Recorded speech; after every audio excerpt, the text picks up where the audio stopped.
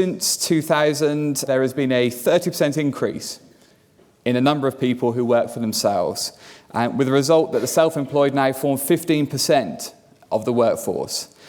Such is the magnitude of the phenomenon that self-employment accounted for around 90% of all jobs growth during the recessionary years of 2008 to 2013. And in fact, on current growth rates, the RSA predicts that the self-employed community may eclipse the size of the public sector workforce maybe as soon as 2017 or 2018. I really want to encourage people to go into business, to quit work, to quit the wage slavery, to get out of their boring job and do something they really want to do.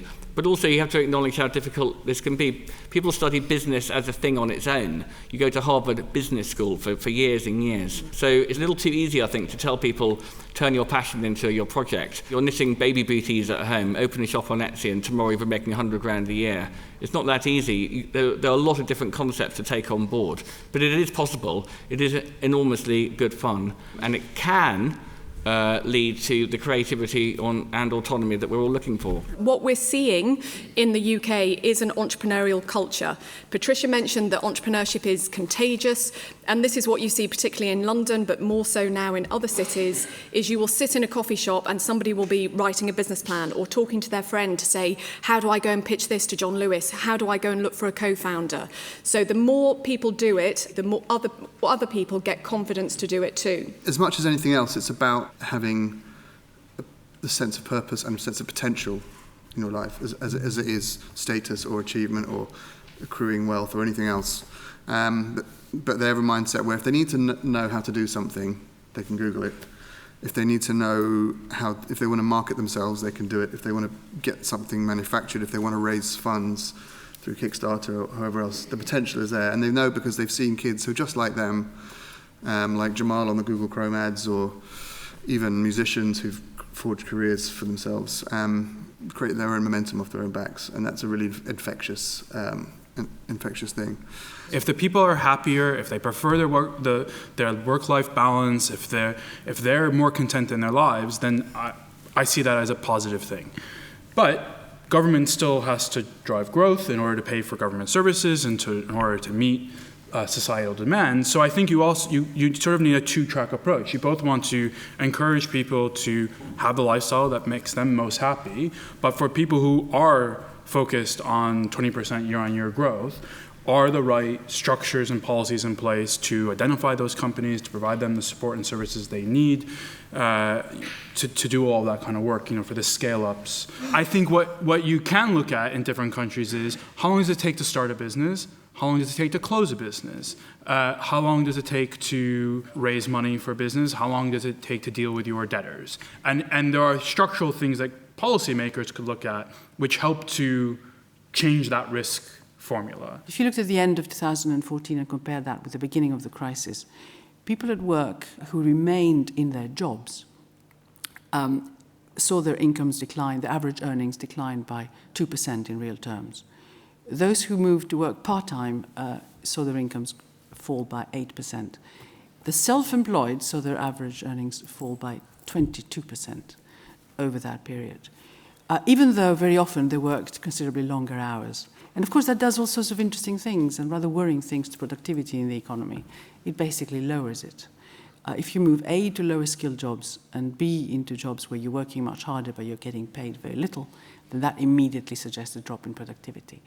And how you get back to high productivity, I think a lot will depend on how these jobs unravel. While you are in self-employment or in part-time work, but particularly in self-employment, you get no training. In order to get training, you have to sign up to something. It costs you money and time, which you usually cannot afford at all when you're running your own business. And that is another issue. So if you look at productivity from the longer-term perspective, if this trend continues, however wonderful it is to be entrepreneurial, which of course is a very good thing, we are de-skilling ourselves. So the country will be in a lower productivity profile path for considerably longer because of what we've seen in the past few years. And that should worry us, and public policy should focus on this immediately, in my view. I actually love the fact that whenever I talk to a group of school children or students, a lot of them want to go into business, want to make something, don't want to be working in some big corporate hierarchy, whether that is GE or KPMG or so on. That seems to me entirely healthy. What I then feel about uncomfortable with is that I know the evidence on self-employment and business startup, which says that although a small number of those may become very, very rich at the age of 23, for most of them, it would be much wiser to get a couple of jobs first, to learn about a field, to learn about management, to learn from being part of a bigger organization before they go into business. And there's very strong evidence on some optimum ages of going into business and the best sectors to go into business, which are unfortunately very much at odds with where people choose to go into business and often put their life savings at risk. I think there is a case that regulations, the tax code, quite a lot of health and safety matters, a whole vast swathe of regulations effectively act as a poll tax.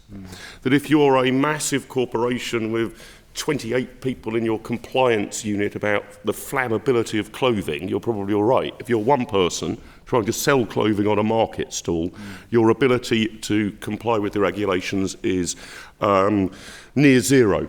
So I wonder whether there needs to be some way of finding a kind of mercy law or an exemption arrangement, at least for start-up and new companies, or at least an assumption that a lot of these regulations, which are strict liability offences, should not be strict liability offences. Self-employed bear much more the risk related to personal circumstances, so things around kind of sick leave, maternity pay, and also they face the issue that it's much harder for them to invest in future earnings through training, for example. And those are all things that, if you have a firm that kind of pools resources, you can actually kind of make happen for people.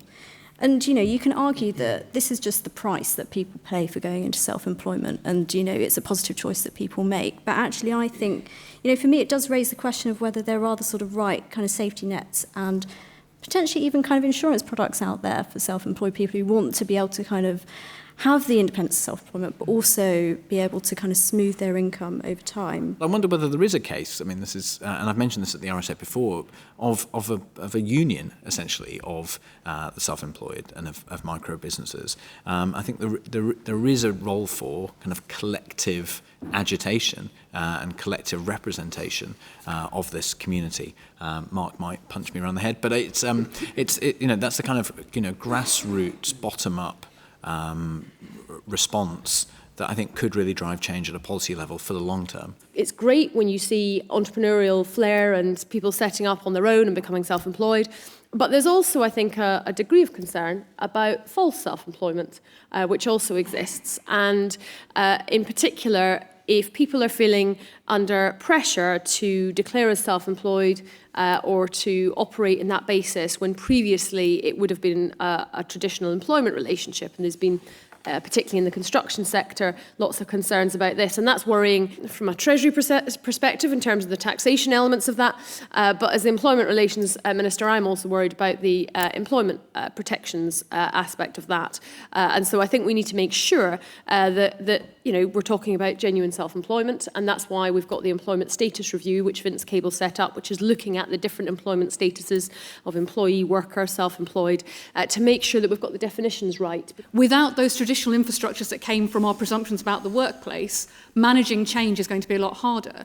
To me, that makes a much stronger case for that social charter and for some of the work that some of our unions are doing. For example, Bechtoo's always been very good at working with people who are freelancers to support them in how they negotiate, how they deal with legal services, but also how they, as an industry, adapt to change. And just as we need to crack down on people who are forcing people into self-employment as a way of avoiding things like national insurance payments, so we also need to recognise we have a secondary duty to those people who are going to struggle with that pace of change and the way in which our economy is changing accordingly. It is a huge opportunity cost to society that women have been less likely to set up on their own than men have. And we have missed out on huge numbers of entrepreneurs because of that. And that's why we're taking steps to increase the support available to women. 30% of young people now want to start their own business. That's a 10% increase on my generation. I call it the Jay-Z effect. It's basically people not just wanting to be in control of their own lives, but seeing other people being entrepreneurs and thinking, well, I could do that too. So like I say, these trends aren't going to go away, but what we have to be able to do, and this is the question for all of us in government, is how do we create the springboard for people to realise that ambition?